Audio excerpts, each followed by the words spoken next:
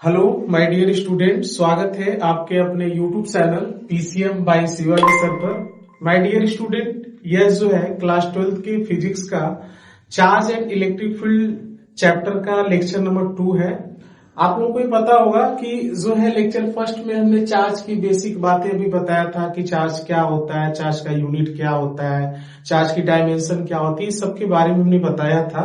My dear student, इस lecture में हम लोग देखेंगे कि जो है चार्ज की प्रॉपर्टीज क्या होती है, यानी चार्ज के गुणधर्म क्या क्या होते हैं उसके बारे में हम लोग बात करेंगे और पूरा डिटेल में बात करेंगे। और उस प्रॉपर्टीज के बेस आधार पर जो कुछ न्यूमेरिकल बनेगा उसको भी हम लोग इस वीडियो में कवर करने की कोशिश करेंगे। ठीक है, तो चलिए हम लोग ज्यादा बात न करते हुए सीधे अपने टॉपिक पे यानी मुद्दे पे उतरे और इसको देखा जाए।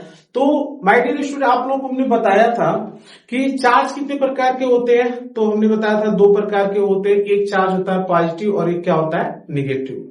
अब इस बात पे सबसे पहली प्रॉपर्टीज होती है कि यहाँ पे हम लिख रहे हैं कि सजाती आवेश। सजाती का मतलब क्या होगा कि या तो दोनों प्लस चार्ज हो या तो दोनों माइनस, इसे सजाती कहते हैं।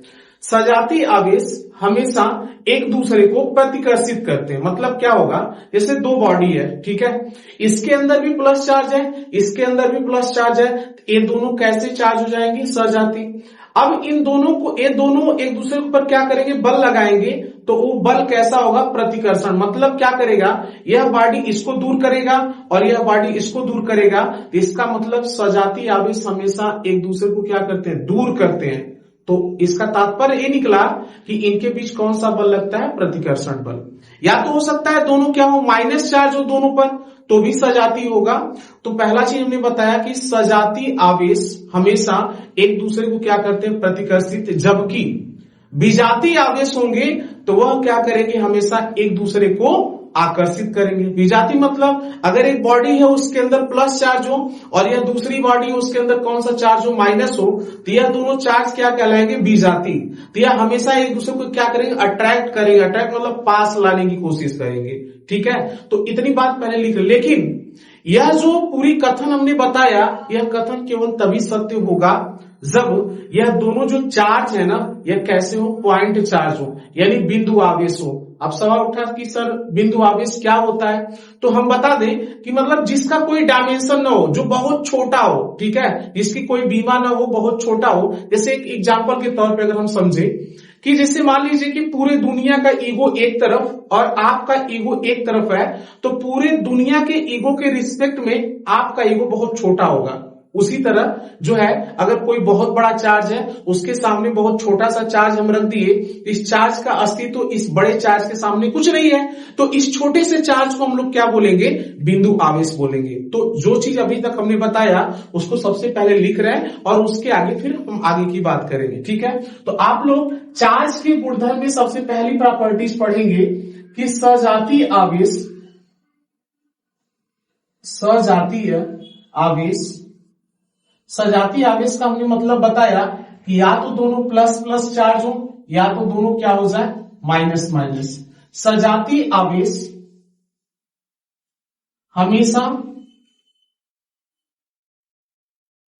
एक दूसरे को प्रतिकर्षित करते हैं, प्रतिकर्षित करते हैं, जबकि द्विजातीय आवेश, द्विजातीय आवेश एक दूसरे को आकर्षित करते हैं, आकर्षित करते हैं। ठीक है, जबकि उपरोक्त कथन तभी सत्य है जब आवेश बिंदु आवेश हो। ठीक है, तो ये चीज हमने लिखा और इसको हम लोग समझे। अब यहाँ पे देखिए, ध्यान से आप लोग समझिएगा कि हमने क्या लिखा, सजातीय आवेश हमेशा एक दूसरे को प्रतिकर्षित करते हैं, मतलब दूर करते हैं, जबकि विजातीय आवेश एक दूसरे को हमेशा क्या करते हैं, आकर्षित मतलब पास लाते हैं। लेकिन यह जो ऊपर का कथन है ना, यह कहानी तभी सत्य हो सकती है जब वह दोनों चार्ज कैसे हो, पॉइंट चार्ज हो। ठीक है, यानी इसकी कोई डायमेंशन ना हो, पॉइंट चार्ज हो, तभी ये कथन सत्य हो सकता है, अदरवाइज नहीं हो सकता। ठीक है, अब इस पे जो है आधारित, जैसे हम दो क्वेश्चन बोल रहे हैं, आप लोग इस क्वेश्चन को समझिएगा कि क्या ये जो है अभी कथन हमने बोला उसके अकॉर्डिंग सत्य है या असत्य है। जैसे पहला चीज हम क्वेश्चन यहां पे पूछ रहे हैं, सबसे पहला क्वेश्चन हमने पूछा कि दो पॉजिटिव चार्ज है, यानी यहां पे हम लिख रहे हैं क्या, दो धनावेशित वस्तु एक दूसरे को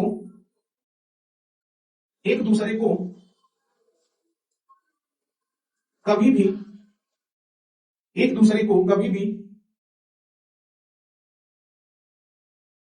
आकर्षित कर सकती है, पहला क्वेश्चन। और दूसरा क्वेश्चन यहीं पे लिख रहे हैं, फिर उसको हम समझाएंगे, अभी आप लोग ध्यान से सुनिए खाली। दूसरा क्वेश्चन यहां पे लिख रहे हैं क्या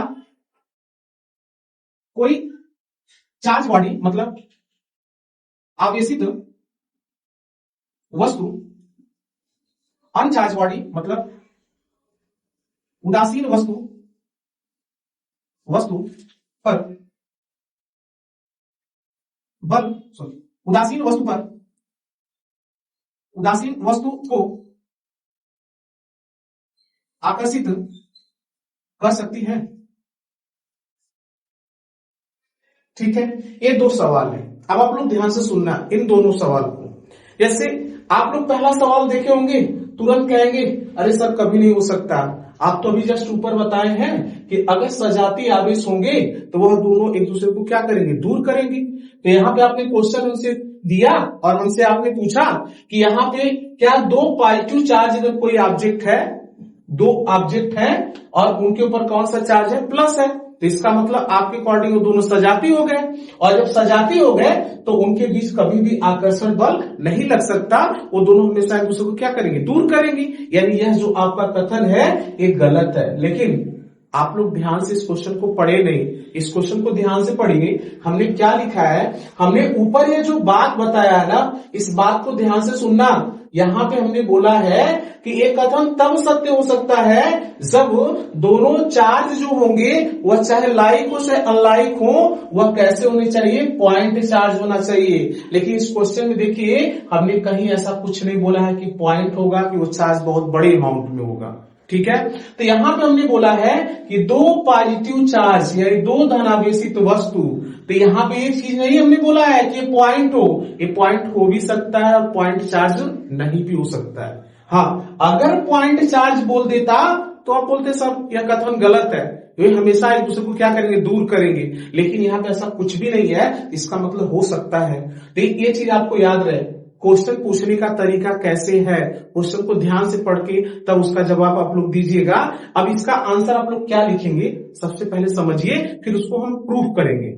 पहले आप लिखेंगे कि सर आपके द्वारा ये जो क्वेश्चन पूछा गया ना, कोई भी पूछे आपसे, आप उसको बताइएगा कि सर आपके द्वारा ये जो क्वेश्चन पूछा गया है, पहले आप बताइए कि अगर यहाँ पे आपने जो बोला है दो पॉजिटिव चार्ज बॉडी, यह कैसे है, पॉइंट चार्ज है कि एक बड़े अमाउंट में है। ठीक है, तो अगर पॉइंट चार्ज होगा, अगर दोनों पॉजिटिव चार्ज पॉइंट चार्ज होगा, तो आप बोलेंगे सर यह कथन क्या है, गलत है। कभी भी दो पॉजिटिव चार्ज बॉडी अगर पॉइंट चार्ज की तरफ बिहेव करेंगी तो कभी एक दूसरे को आकर्षित नहीं कर सकती, हमेशा एक दूसरे को क्या करेंगी, प्रतिकर्षित। लेकिन आप बोलेंगे कि अगर सर हो सकता है कि कोई इसमें पॉजिटिव चार्ज बॉडी एक बड़े अमाउंट में हो, यानी उसमें बहुत ज्यादा पॉजिटिव चार्ज हो, तब यह कथन सत्य भी हो सकता है। तो कोई कहेगा कैसे, तो इस चीज को हम प्रूफ करके यहाँ पे आप लोग को बता रहे हैं और आप लोग भी इसी तरह किसी को बताइएगा। ये बहुत इंपॉर्टेंट क्वेश्चन है। ठीक है, तो आप लोग देखिए कैसे होगा। जैसे इस चीज को हम प्रूफ कर रहे हैं, यहाँ पे दो पॉजिटिव चार्ज बॉडी है, तो इसका मतलब है कि जैसे हमने एक ले लिया, एक पॉजिटिव चार्ज बॉडी ले लिया कि मतलब एक पॉइंट चार्ज की तरह, और इसके ऊपर भी कौन सा चार्ज है, क्यू है, एक पॉइंट चार्ज बॉडी हमने ले लिया। ठीक है, और दूसरी जो चार्ज बॉडी ले रहे हैं पॉजिटिव चार्ज बॉडी, इसका अमाउंट अमाउंट जो है इसमें बहुत ज्यादा प्लस चार्ज है, बहुत ज्यादा प्लस चार्ज है। एक चालक हमने ले लिया, कंडक्टर ले लिया, अब इसको हमने लिया है तो इसके अंदर बहुत ज्यादा प्लस चार्ज है। अब बताइए इसके अकॉर्डिंग, क्वेश्चन के अकॉर्डिंग क्या ऐसी पॉसिबिलिटी बन सकती कि नहीं बन सकती है? बिल्कुल बन सकती है, क्योंकि हमने यहाँ कंडीशन नहीं दिया है कि पॉइंट चार्ज होगा। यहाँ पॉइंट चार्ज हो भी सकता और नहीं। अगर दोनों पॉइंट चार्ज होते तो ऑप्शन हमारा क्या होता, मतलब ये विकल्प क्या हो जाता, गलत हो जाता। अब यहाँ पे एक हमने इस क्वेश्चन के अकॉर्डिंग एक को हमने पॉइंट चार्ज ले लिया और एक यहाँ एक बड़े अमाउंट वाले चार्ज का एक कंडक्टर ले लिया। अब इसमें होगा क्या, ध्यान से सुनना। आपको पता है कि जो चालक होता है यानी इसके अंदर प्लस चार्ज है, इसके अंदर कौन सा चार्ज है, प्लस चार्ज है।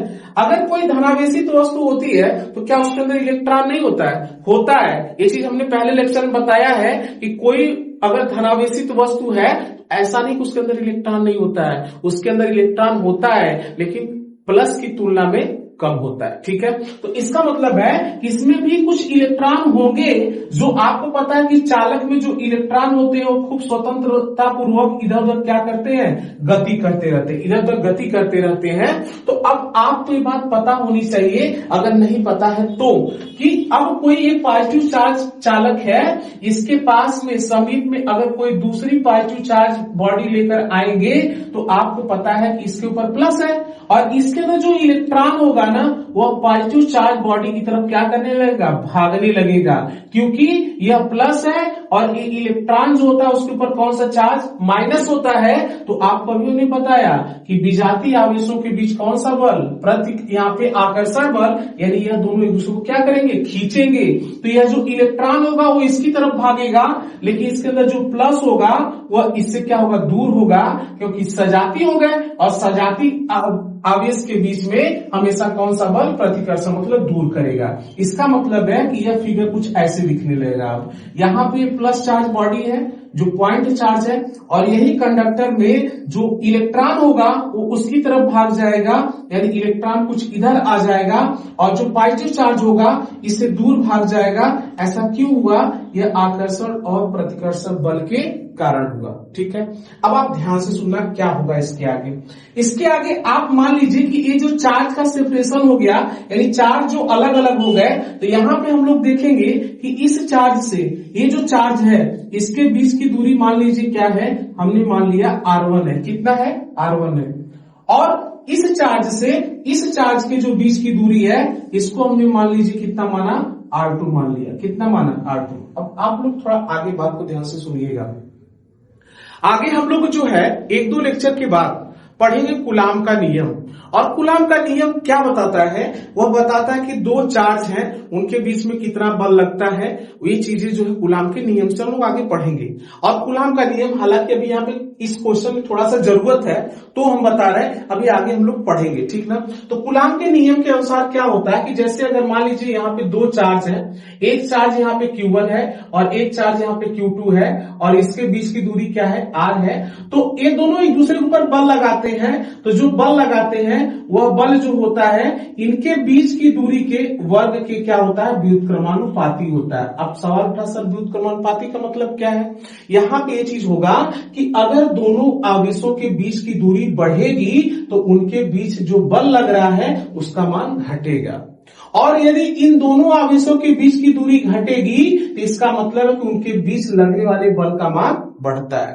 व्युत्क्रमानुपाती का मतलब यही होता है कि अगर एक क्वांटिटी घट रही है तो दूसरी क्वांटिटी बढ़े, और अगर एक बढ़ रही है तो दूसरी घटे। तो आप लोग देख रहे हैं कि दूरी बढ़ेगी तो उनके बीच लगने वाला बल घटेगा और दूरी घटेगी तो उनके बीच लगने वाला बल बढ़ेगा। अब यही कॉन्सेप्ट थोड़ा सा हम यहाँ लगा रहे हैं। ठीक है, एक चीज ये कॉन्सेप्ट आप लोग को अभी कूलाम का नियम में अच्छे समझ में आएगा, और एक कॉन्सेप्ट यही और समझ लीजिए, फिर यही हम लागू करेंगे और समझा देंगे। जैसे देखिए क्या है, एक बॉडी है, इस पे जो है दो बल काम कर रहे हैं। एक बल इधर फोर्स इधर लग रहा है, मान लीजिए कितने न्यूटन का फोर्स लग रहा है, 15 न्यूटन का।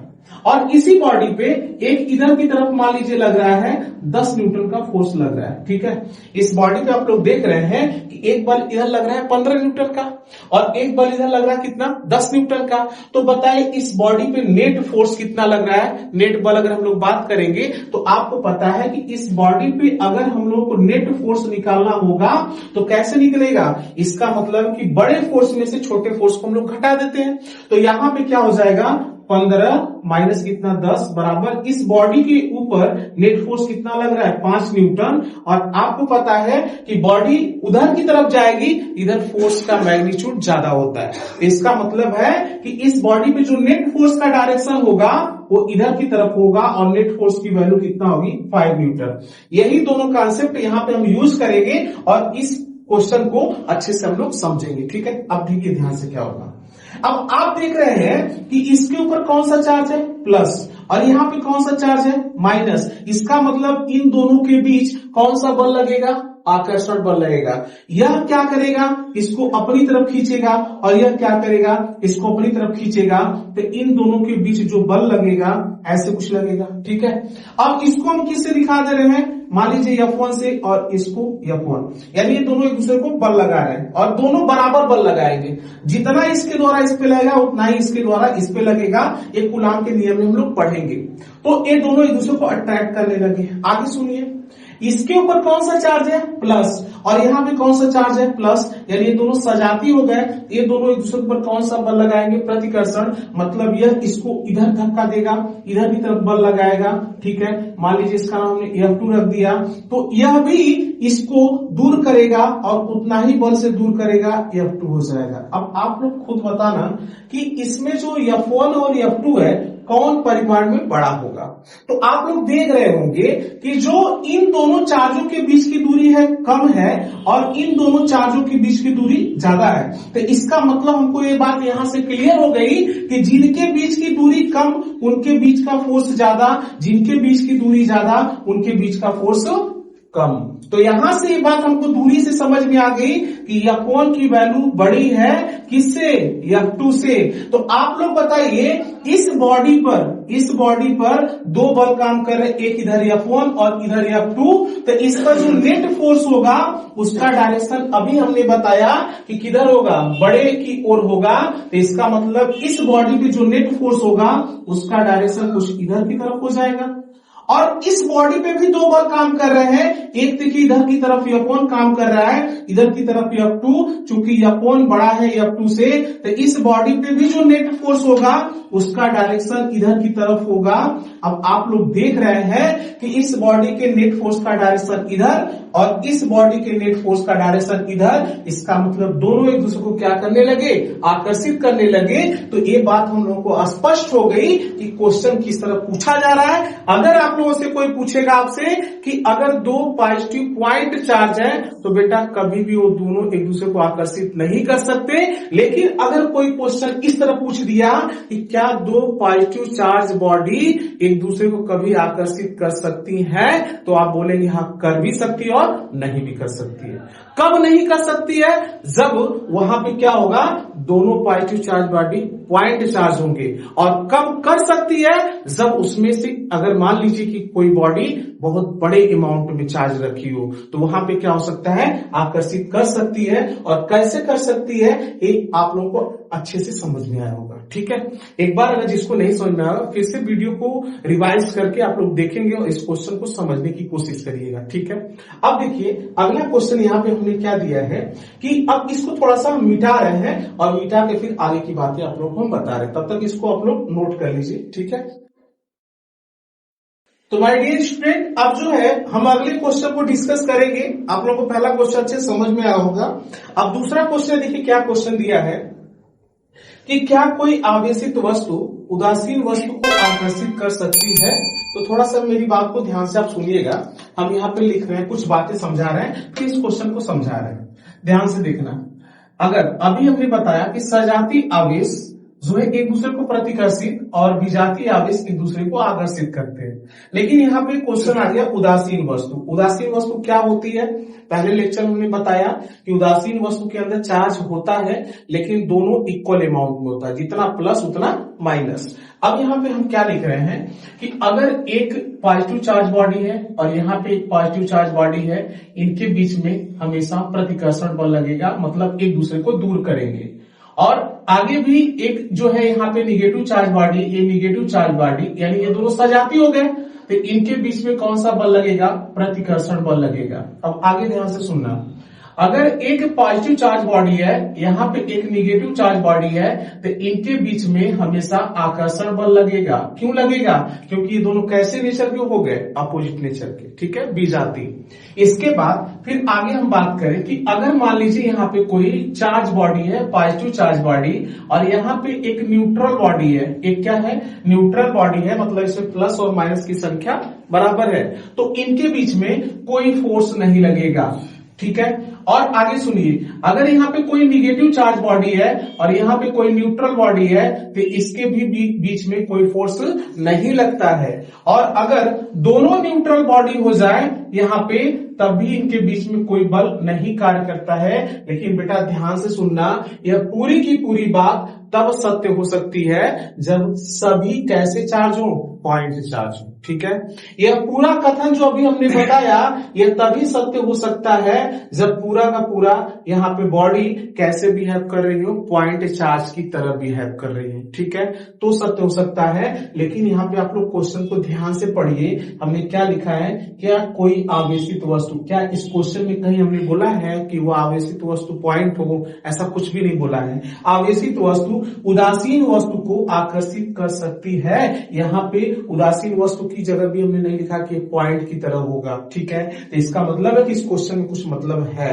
तो आप लोग बोलेंगे हाँ कर भी सकती है और नहीं भी। कब नहीं कर सकती है? जब यह पॉइंट चार्ज होगा। तो अभी मैंने बताया कि देखिए एक तरह से चार्ज है, चाहे प्लस होगा चाहे माइनस होगा, और यह न्यूट्रल बॉडी होगा तो उनके बीच में कभी बल ही नहीं लगेगा, कभी बल नहीं लगेगा। लेकिन यहाँ पे ऐसा कुछ हमने बोला ही नहीं कि पॉइंट की तरह हो।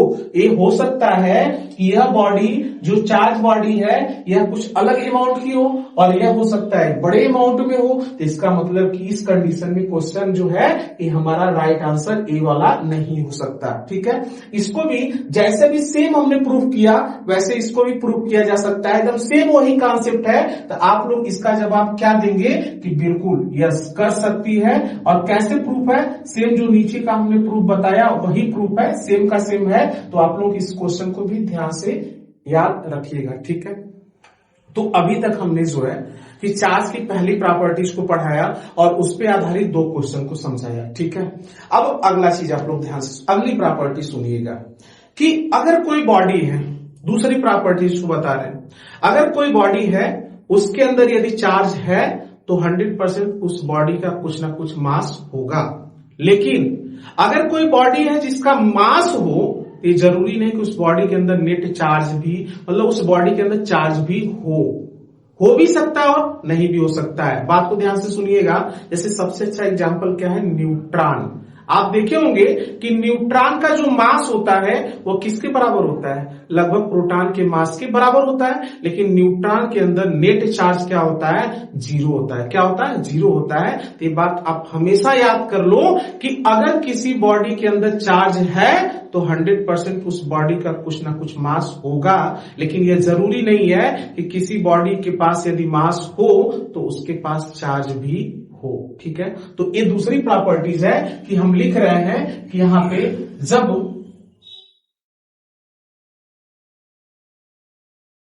किसी वस्तु के पास चार्ज होगा, किसी वस्तु के पास चार्ज होगा, तब उस वस्तु का कुछ ना कुछ मास, मतलब द्रव्यमान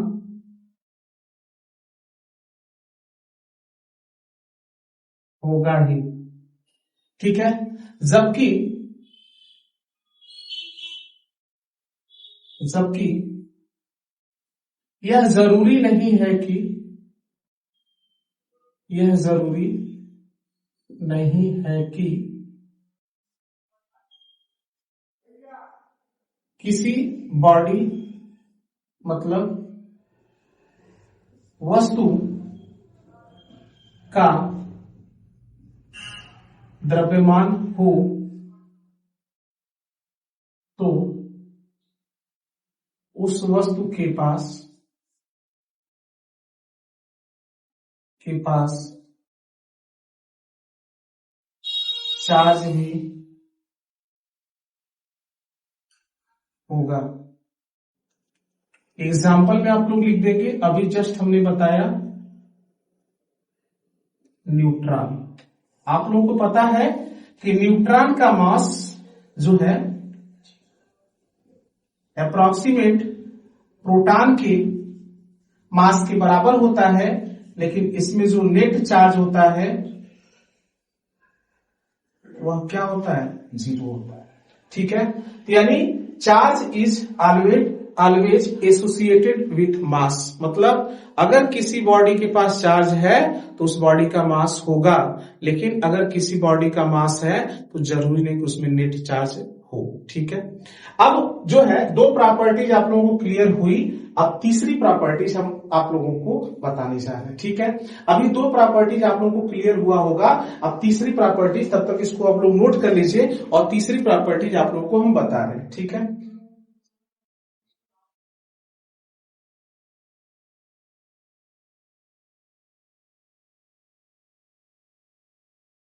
तो तीसरी प्रॉपर्टीज आप लोग देखिए, यहां पे हम तीसरी प्रॉपर्टीज के बारे में बात करने जा रहे हैं। यहां पे है क्या, आवेश का क्वांटमीकरण, क्वांटाइजेशन ऑफ चार्ज। अब यहां पे सवाल उठा कि आवेश के क्वांटमीकरण का मतलब क्या है। आप लोग ध्यान से समझना क्या चीज है। यह एक बॉडी मान लीजिए है, अब हम आपसे पूछेंगे कि इस बॉडी के अंदर कम से कम कितना चार्ज हो सकता है। ध्यान से सुनिए, हमने क्या बोला कि अगर यह एक बॉडी है और आपसे हमने पूछ दिया कि बताओ इस बॉडी के अंदर कम से कम कितना चार्ज हो सकता है, तो आप लोग बताएंगे कि इस बॉडी के अंदर कम से कम जो चार्ज हो सकता है, जो स्वतंत्र एग्जिस्ट कर सकता है, इस बॉडी के अंदर कम से कम जो चार्ज होगा वह कितना होगा, 1.6 गुणे 10 की पावर -19 कूलम होगा। कितना होगा, 1.6 गुणे 10 की पावर -19 कूलम। यानी कोई भी बॉडी होगी उसके अंदर कम से कम जो है 1.6 गुणे 10 की पावर -19 कूलम चार्ज होगा ही होगा, इससे कम नहीं हो सकता, इससे कम हो ही नहीं सकता। यानी कम से कम किसी बॉडी के अंदर 1.6 गुणे 10 की पावर -19 होगा, या इसके पूर्ण गुणज के रूप में होगा। मतलब क्या है, या तो इसका अब क्या होगा, इसका जो है 2 गुना हो सकता है, इसका 2 गुना, या तो इसका 3 गुना, या तो इसका 4 गुना, या तो इसका 5 गुना, ऐसे चार्ज चलता रहेगा। यानी अगर हम बात करें तो किसी भी बॉडी के अंदर कम से कम जो है 1.6 गुणे 10 की पावर -19 कूलम चार्ज हो सकता है, या इसके पूर्ण गुणज के रूप में हो सकता है। ठीक है, मतलब इसका 2 गुना या 3 गुना या 4 गुना या 5 गुना ऐसे कुछ होगा। ठीक है ना, इससे कम फ्रैक्शन रूप में कभी नहीं हो सकता। अगर हम कह दें कि क्या किसी बॉडी के अंदर, एक बॉडी है, अगर हम कह दें, यहां से आप लोग ध्यान से समझना कि इस बॉडी के अंदर अगर हम कह दें कि 2, यहां पे 2 गुणे 1.6 गुणे 10 की पावर -19 कूलम चार्ज हो सकता है, तो आप लोग बोलेंगे बिल्कुल सर हो सकता है। ठीक है, लेकिन अगर यही हम कह दें क्या इस बॉडी के अंदर 2.5 गुणे 1.6 गुणे 10 की पावर -19 कूलम चार्ज हो सकता है, यानी इसमें, तो ये चीज आप लोग बोलेंगे कि सर नहीं हो सकता है। ठीक है, अब इस चीज को हम एक बार लिख के समझा रहे हैं कि क्या इसका मतलब होता है। ठीक है, तो यहां पे हम लिखेंगे कि जो है, आप लोग देखिए, आवेश के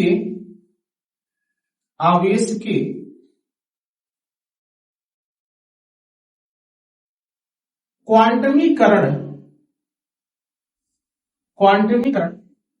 से तात्पर्य किसी वस्तु में आवेश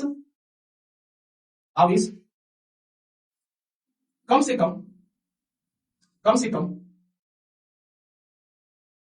1.6 गुणे 10 की पावर -19 गुलाम हो सकता है, या इसके पूर्ण गुणज के रूप में। ठीक है, और इसके साथ ही साथ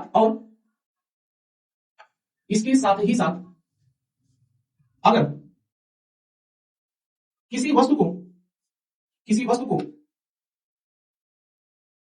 आवेश दिया जाए या लिया जाए तो एक निश्चित न्यूनतम मान, और निश्चित न्यूनतम मान को ही हम लोग क्या कहते हैं, मूल आवेश कहते हैं। और मूल आवेश का मतलब हो गया 1.6 गुणे 10 की पावर -19 गुलाम के धनात्मक पूर्णांक के गुणज के रूप में होता है।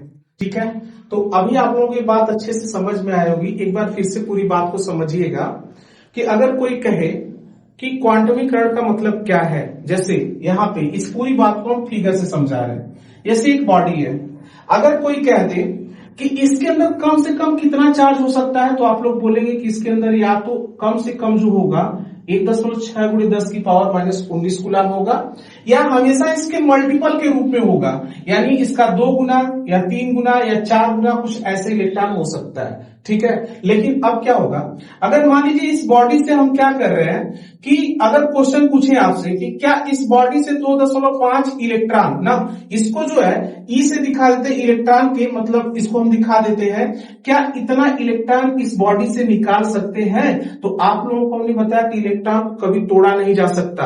इलेक्ट्रॉन को यानी चार्ज को हमेशा जब एक बॉडी से दूसरी बॉडी को देना है या किसी से अपने लेना है तो हमेशा किस रूप में लेंगे, इंटीजर के रूप में देंगे और इंटीजर के रूप में लेंगे, यानी पूर्ण अंकों में देंगे। जैसे 1 इलेक्ट्रॉन, 2 इलेक्ट्रॉन, 3 इलेक्ट्रॉन, यानी इस मूल आवेश के इंटीजर के रूप में आप देंगे। तो यानी 2.5 ये फ्रैक्शन वैल्यू है, दशमलव के रूप में है, तो यह इलेक्ट्रॉन कभी भी दिया नहीं जा सकता। ठीक है, अगर हम कह दें क्या इस बॉडी से किसी दूसरी बॉडी को हम 5 कूलाम आवेश जो है 5 इलेक्ट्रॉन दे सकते हैं, तो आप लोग बोलेंगे पक्का दे सकते हैं, क्योंकि 5 एक कैसी नंबर है, इंटीजर है, पूर्णांक है, तो 5 इलेक्ट्रॉन किसी को दिया जा सकता है, यह सत्य है। अगर हम कह दें कि इस बॉडी को हम जो है क्या 7 इलेक्ट्रॉन दे सकते हैं, इस बॉडी में 7 इलेक्ट्रॉन दे सकते हैं, तो बिल्कुल दे सकते हैं, क्योंकि 7 क्या है, एक पूर्णांक है। 7 क्या है, पूर्णांक है। तो ये बात आप लोगों को समझ में आया होगा कि आवेश के क्वांटमीकरण से तात्पर्य क्या है कि किसी बॉडी के अंदर जो है हमेशा जो चार्ज होता है वह एक निश्चित मूल मान के, और निश्चित मूल मान मतलब उसके अंदर कम से कम कितना चार्ज होगा, 1.6 गुणे 10 की पावर -19 कूलाम चार्ज होगा, हो सकता है या इसके पूर्ण गुणज के रूप में हो सकता है। ठीक है, और जब एक बॉडी से किसी दूसरी बॉडी को आप जब चार्ज देंगे तो हमेशा किस रूप में देंगे, पॉजिटिव इंटीजर, यानी इंटीजर के फॉर्म में देंगे, कभी फ्रैक्शन के फॉर्म में नहीं दे सकते। ऐसा नहीं हो सकता आप कह सकते हैं कि इस बॉडी से हम किसी को 2 इलेक्ट्रॉन दे सकते हैं, दे सकते हैं। इस बॉडी के अंदर से क्या हम 1.5 इलेक्ट्रॉन दे सकते हैं, नहीं दे सकते हैं। ठीक है, इस बॉडी में क्या हम 10 इलेक्ट्रॉन ला सकते हैं, ला सकते हैं, लेकिन इस बॉडी के अंदर क्या 5.6 इलेक्ट्रॉन ला सकते हैं, नहीं ला सकते। ठीक है, आवेश के क्वांटमीकरण का मतलब ये था। ठीक है, अब इसका मतलब है कि यहां से किसी भी बॉडी के अंदर जो चार्ज होता है वह क्या हो सकता है, +- n इंटू ई।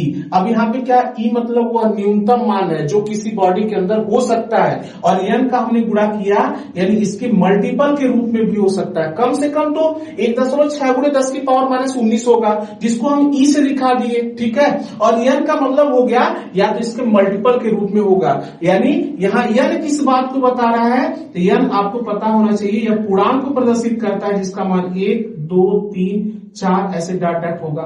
और प्लस माइनस का मतलब इस बात को प्रदर्शित कर रहा है कि चार्ज कितने प्रकार के होते हैं, दो, एक प्लस और एक माइनस। ठीक है, ये फॉर्मूला याद रहेगा कि Q बराबर क्या होता है, प्लस माइनस N इंटू ई, यानी किसी बॉडी में जो चार्ज हो सकता है वह प्लस माइनस N इंटू ई के रूप में हो सकता है। इसी को हम लोग क्या कहते हैं, आवेश का क्वांटमीकरण कहते हैं। ठीक है, अब इसमें एक सवाल बनता है, उस सवाल को हम आप लोगों को बता रहे हैं, आप लोग इसको देखिए, नोट कर लीजिए तब तक जो है, फिर आगे सवाल को बता रहे हैं।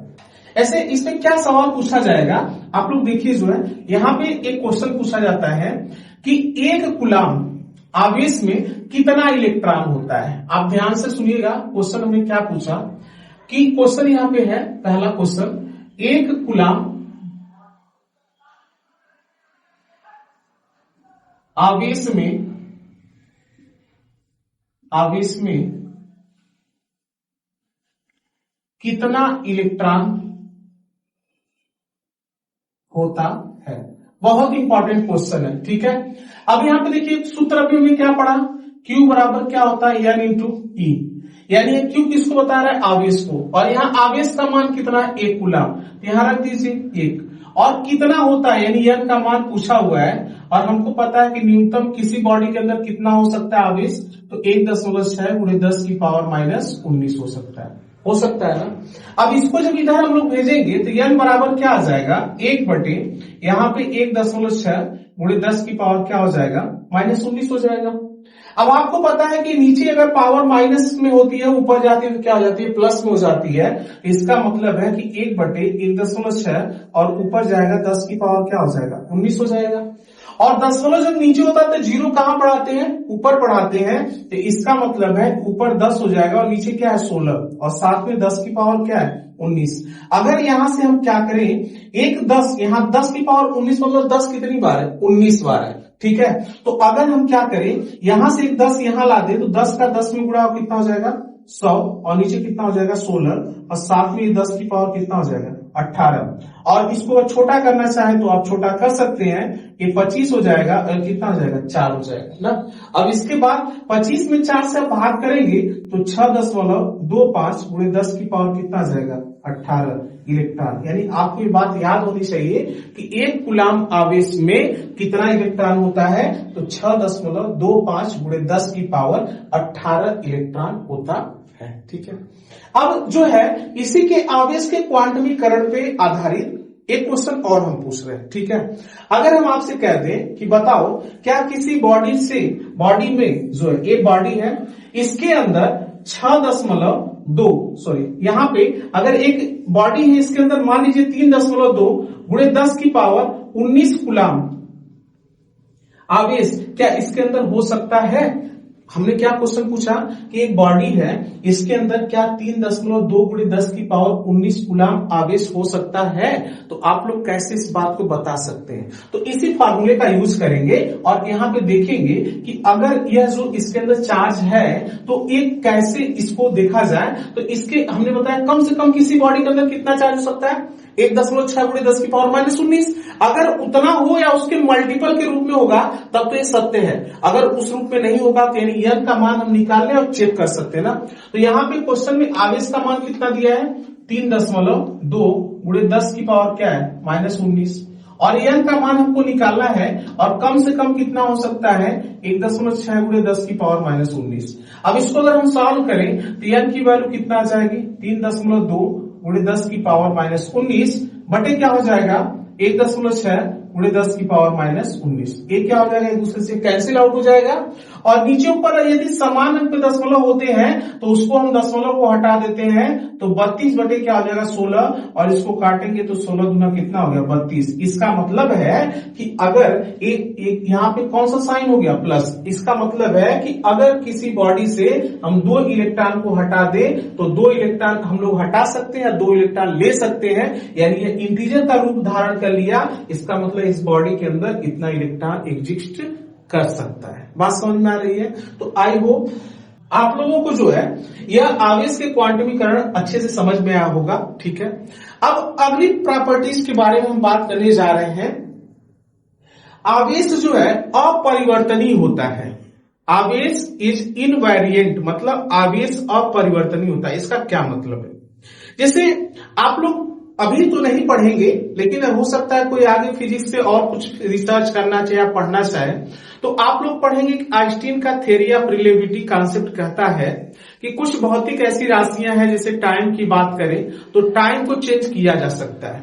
अब आप कहेंगे सर ऐसे कैसे हो सकता है? अब जैसे यहाँ पे कुछ भौतिक राशियां जैसे लंबाई, द्रव्यमान, समय, इसको हम लोग क्या कर सकते हैं? चेंज कर सकते हैं। आप लोग कहेंगे अरे ऐसे कैसे हो सकता है? जैसे यह एक डस्टर है, अगर इसका मास मान लीजिए कुछ है, कुछ भी है, अगर मान लीजिए 2 ग्राम है, अब इसमें अगर कुछ अलग से लाके इसमें डस्टर का पार्ट जोड़ा न जाए या इसको काटा न जाए तो हम लोग को पता है कि इसका मास 2 ही ग्राम होगा। लेकिन नहीं, इसके मास को हम लोग चेंज भी कर सकते हैं, न जोड़कर न काट कर, तभी इसके मास को चेंज किया जा सकता है। कैसे? आप सुनिएगा। कुछ भौतिक राशियां जैसे लंबाई, द्रव्यमान, ये सब चीजें जो होती है, समय, ये क्या होती है कि लाइट यानी स्पीड के रिस्पेक्ट में ये क्या होती है? वैरी करती हैं, मतलब परिवर्तन हो सकती हैं। लेकिन जो चार्ज होता है ना, वो कभी भी वैरी नहीं करता, मतलब वो परिवर्तित नहीं हो सकता है। उसको चाहे अगर इस बॉडी है, इसके अंदर 5 कूलम चार्ज है, अब इसको चाहे हम विराम अवस्था में रखेंगे तब भी इस बॉडी के अंदर कितना चार्ज होगा? 5 ही होगा। अगर इसको हम तेजी से चलाएं तब भी इस बॉडी के अंदर कितना चार्ज होगा?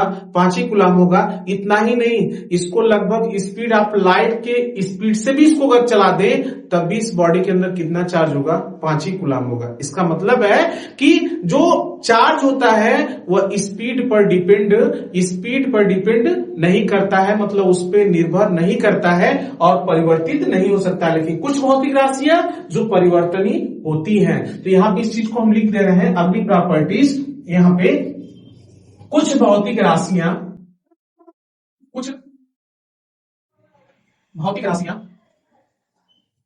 जैसे यहां पे हम किसकी बात कर रहे हैं? लंबाई, द्रव्यमान, समय, ईटीसी, चाल के साथ परिवर्तनीय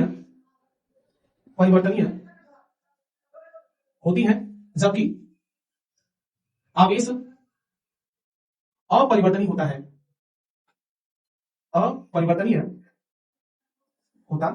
इसका मतलब क्या है? ऐसे एक बॉडी है, अगर इसके अंदर 5 कूलम का चार्ज है, अगर यह बॉडी रेस्ट पर होगी तो इस बॉडी के अंदर हमेशा तब भी कितना कूलम चार्ज होगा? 5 ही होगा। अगर इस बॉडी को हम 2 गुणे 10 की पावर 2 मीटर प्रति सेकेंड की स्पीड से चला दें तभी इस बॉडी के अंदर चार्ज कितना होगा? 5 ही कूलम होगा।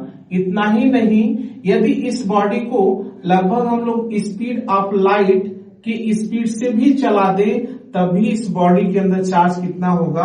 5 ही कूलम होगा। इसीलिए कहा गया है कि जो चार्ज जो होता है वह अपरिवर्तनीय होता है, मतलब चार्ज को बदला नहीं जा सकता है। ठीक है, तो ये थी चार्ज की अगली प्रॉपर्टी। अब यहां पे एक और इंपॉर्टेंट चार्ज की प्रॉपर्टी है, चार्ज इज कन्वर्ज, मतलब कंजर्व, मतलब चार्ज संरक्षित होता है। चार्ज जो है इसका क्या मतलब है कि चार्ज को ना ही हम नष्ट कर सकते हैं और चार्ज को ना ही उत्पन्न किया जा सकता है। हाँ, चार्ज को केवल एक वस्तु से दूसरी वस्तु में हम ट्रांसफर कर सकते हैं। ठीक है, तो इसका मतलब चार्ज के संरक्षण का मतलब क्या होता है, यहां पे हम लिख दे रहे हैं इस बात को। यह चार्ज की अगली प्रॉपर्टीज है कि आवेश संरक्षण का क्या मतलब है। आवेश संरक्षण, यह अगली प्रॉपर्टीज है चार्ज की। आप लोगों को जो है यह आवेश से क्वांटिफिकरण अच्छे से समझ में आया होगा। ठीक है, अब अगली प्रॉपर्टीज के बारे में हम बात करने जा रहे हैं। आवेश जो है अपरिवर्तनीय होता है। आवेश इज इनवेरिएंट, मतलब आवेश अपरिवर्तनीय होता है। इसका क्या मतलब है? जैसे आप लोग अभी तो नहीं पढ़ेंगे, लेकिन हो सकता है कोई आगे फिजिक्स से और कुछ रिसर्च करना चाहे, पढ़ना चाहे, तो आप लोग पढ़ेंगे आइंस्टीन का थ्योरी ऑफ रिलेटिविटी कॉन्सेप्ट कहता है कि कुछ भौतिक ऐसी राशियां हैं, जैसे टाइम की बात करें तो टाइम को चेंज किया जा सकता है। अब नहीं सर ऐसे कैसे हो सकता है? अब जैसे यहाँ पे कुछ भौतिक राशियां जैसे लंबाई, द्रव्यमान, समय, इसको हम लोग क्या कर सकते हैं? चेंज कर सकते हैं। आप लोग कहेंगे ऐसे कैसे हो सकता है? जैसे एक डस्टर है, अगर इसका मास मान लीजिए कुछ भी है, अगर मान लीजिए 2 ग्राम है, अब इसमें अगर कुछ अलग से लाके इसमें डस्टर का पार्ट जोड़ा न जाए, इसको काटा न जाए, तो हम लोग को पता है कि इसका मास 2 ही ग्राम होगा। लेकिन नहीं, इसके मास को हम लोग चेंज भी कर सकते हैं, न जोड़कर न काटकर, तभी इसके मास को चेंज किया जा सकता है। कैसे? आप सुनिएगा। कुछ भौतिक राशियां जैसे लंबाई, द्रव्यमान, ये सब चीजें जो होती है, समय, ये क्या होती है कि लाइट यानी स्पीड के। ठीक है, तो my dear student, I hope कि आप लोगों की चार्ज की जितनी भी प्रॉपर्टीज हमने पढ़ाया वो आप लोग को बहुत अच्छे से क्लियर हुई होगी। ठीक है, अभी जो है आज के इस लेक्चर में जो है इतना ही। फिर जो है हम अगले वीडियो में इसी जोश उत्साह उमंग के साथ मिलेंगे। और फिर यही आप लोगों को एक बार पुनः कह रहे हैं कि जो है आप जो लोग अगर नए हो सबसे पहले इस चैनल को सब्सक्राइब कर लें, और सब्सक्राइब करने के बाद जो लोग इस चैनल के माध्यम से वीडियो को देखें, और वीडियो को देखने के बाद आप लोग जज करें, और जज करने के बाद कमेंट में जरूर लिखें कि हाँ जो है यह लेक्चर अच्छे से समझ में आया या नहीं आया। जैसा आप लोग बताएंगे उसके अकॉर्डिंग हम लोग और जो है इसमें परिवर्तन करने की कोशिश करेंगे। ठीक है, तो आज के लिए इतना ही, फिर अगली वीडियो में मिलते हैं। तब तक के लिए थैंक यू, धन्यवाद।